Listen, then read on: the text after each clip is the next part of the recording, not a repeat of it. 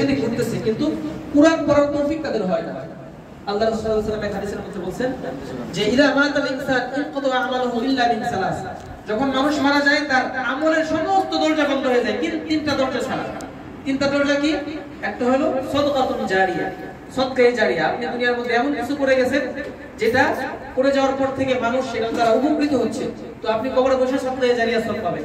আর আরেকটা হলো ওয়া ইলমুন ইনতাফাউ বিহি, এবং এমন ইলম যে ইলম দ্বারা মানুষের উপকার হয়।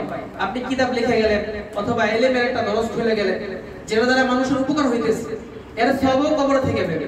আর তৃতীয় নাম্বার যেটা আমার উদ্দেশ্য, ওয়ালাদুন সালিহ ইয়াদউ লাহু, এবং এমন সন্তান যে সন্তান মা বাবার মৃত্যুর পরে তার জন্য দোয়া করে। তো নিঃসন্দেহে আমার বাবা, আমার সন্তান আজকে যারা কোরআন পড়তেছে, আমার মৃত্যুর পরে অবশ্যই তারা আমার জন্য দোয়া করবে। এবং দোয়া না করলেও আমরা পাবো। কেন?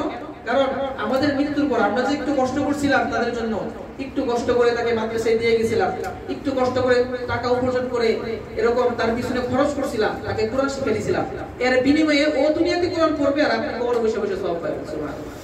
এজন্যই আমার আপনার সন্তান যারা কোরআন পড়ছে, এটা আমাদের আপনার জীবনের জন্য সবচেয়ে বড় শ্রেষ্ঠ নিয়ামত।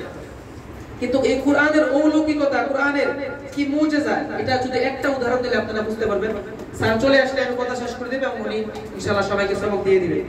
তো এই কোরআন সম্পর্কে একটা আরবি প্রবাদ বাক্য আসছে, যেটার মধ্যে একজন বলেন নাযালা জিবরিল বিল কোরআন ফাসবাহা জিবরিল আফদালুল মালায়েকা, যে এই কোরআনকে আসমান থেকে নাযিল করেছেন হযরত জিবরাইল আলাইহিস সালাম।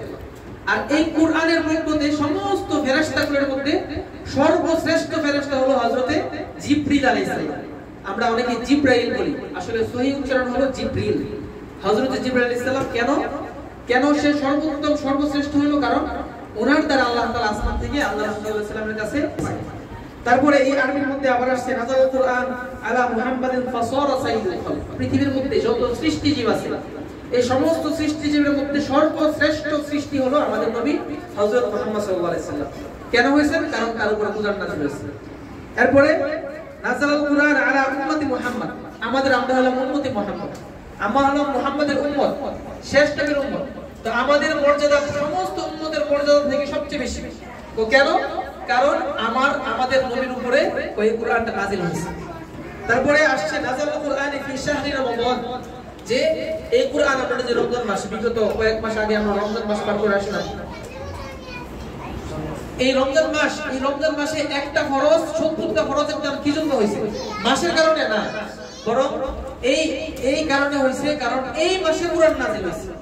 এই মাসে কোরআন নাযিল হওয়ার কারণে এই মাসের একটা আমলের দাম, ফরজ আমলের দাম 70টা আমলের সমান হয়ে গেছে।